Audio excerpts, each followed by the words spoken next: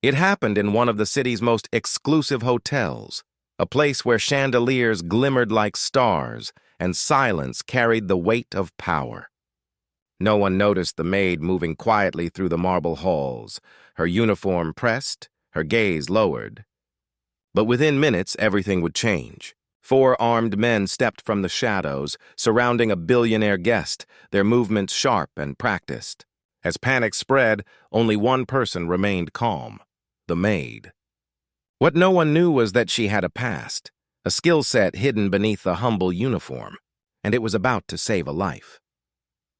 The Grand Aurelia Hotel was a sanctuary for the world's elite, a place where money could buy silence, privacy, and perfection.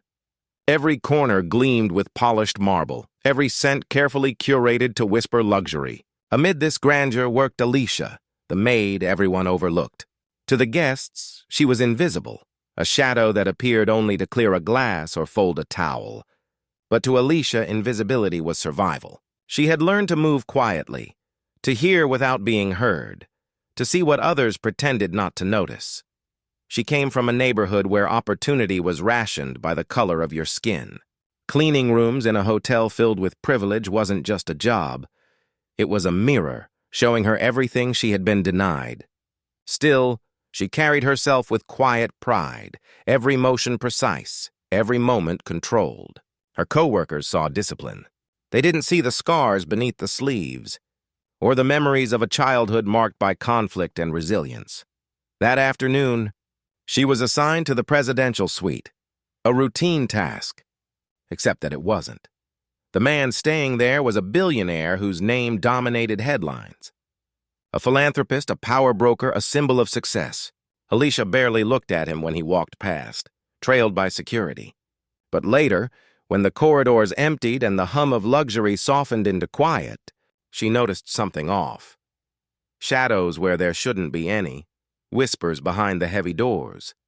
Movements that didn't belong to guests or staff.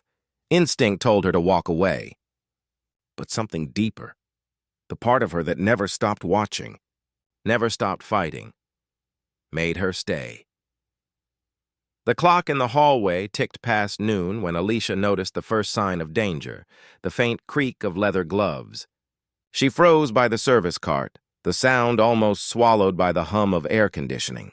Then came another, a whisper, low and deliberate. 4 men in dark clothing moved through the side entrance meant for staff, their faces masked, their steps precise. She had seen that kind of coordination before, years ago. In a different life, she rarely allowed herself to remember. They didn't belong here. And neither did she, not really. Yet in that moment, the balance of the room shifted. These men who moved with the confidence of power saw only prey ahead, a rich man, unguarded for once. They didn't see the maid in the corner, the woman who had long been dismissed by society, by the very kind of people now in danger. Alicia slipped behind a decorative column, her heart steady despite the adrenaline rising in her chest. From her vantage point, she watched as the men surrounded the billionaire, their weapons concealed beneath tailored jackets. Their words were inaudible, but their intent was clear. One of them grabbed the man's arm, forcing him down into a chair. Another pressed a hand against his chest, keeping him still. She knew she should run. Call security, disappear, pretend she'd seen nothing. That's what people like her were expected to do. Stay out of the story, remain unseen. Yet for years, Alicia had cleaned up the messes of those who pretended not to see her. This time, she refused to be invisible. She crouched low and reached beneath the service cart. Her fingers found the compact tool roll she always carried, not just for cleaning, but because old habits die hard. Inside, tucked between sponges and polish, was a small tactical flashlight and a metal handle she'd customized long ago. She'd been trained once in defense, before life forced her to trade combat drills for hotel linens. The sound of a struggle snapped her focus back. The billionaire was shouting now, his voice muffled. One of the attackers had drawn a weapon. Guests nearby screamed. The chaos spread like wildfire through the golden hall. Alicia moved, not with panic, but with precision. Her every step calculated, her breath silent. She flipped the flashlight into her palm, its beam cutting through the confusion. One man turned toward her, momentarily blinded. She struck his wrist, fast, controlled, and his grip loosened. The gun clattered to the floor. The others spun around, startled that the maid had fought back.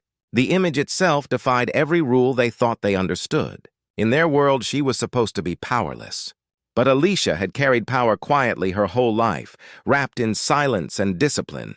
As she took cover behind a marble pillar, she heard distant alarms. Someone must have triggered the emergency system.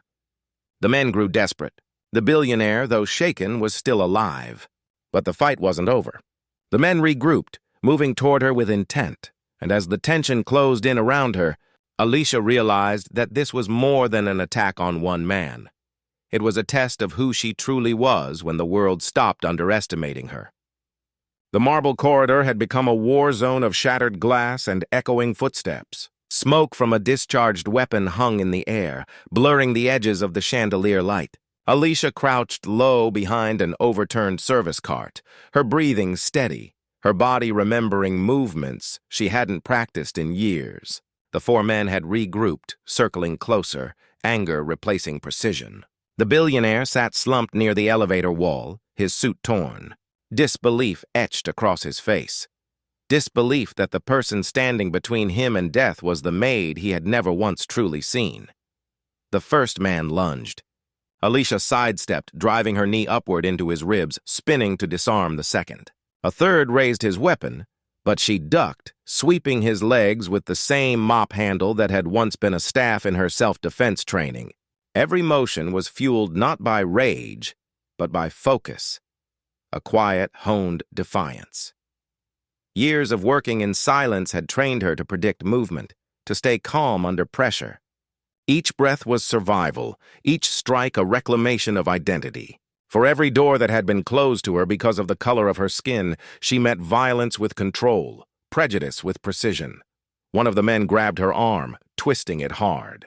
Pain flashed, but so did instinct. She used his force against him, flipping him onto the floor. The final attacker aimed his gun, but Alicia had already moved. The metal tray from her cart flew through the air, striking his hand with a clang. The weapon fell, skidding across the marble toward the billionaire. He froze for a moment, then kicked it away, finally acting. The corridor fell into silence except for the pounding of hearts. Security flooded in moments later, their radios crackling.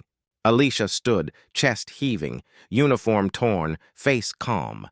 The billionaire looked at her, truly looked, and for the first time saw more than the uniform. He saw the woman who had risked everything without hesitation.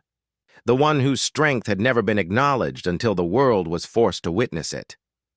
When the sirens faded and the cameras arrived, the story had already begun to twist. Reporters surrounded the billionaire, their questions slicing through the air. How did he survive? Who were the attackers? What was the motive? Few noticed the maid standing off to the side, her hands still trembling, her eyes scanning the crowd for something solid to hold on to. At first, she wasn't mentioned in the headlines. She was the staff member present during the incident. Just another anonymous worker in a world where people like her are background, not heroes. But truth, like light, finds its way through the smallest cracks. Hotel guests spoke up, staff whispered her name, and security footage confirmed what no one could deny. She had saved his life. The billionaire requested to meet her again. This time, there were no marble barriers or condescending smiles. He extended his hand, gratitude visible, but Alicia only nodded. She didn't need validation from the same system that had taught her invisibility. What she needed was something deeper, acknowledgement, not praise. Days later, when journalists finally printed her name, the narrative shifted. The story wasn't just about a woman's bravery.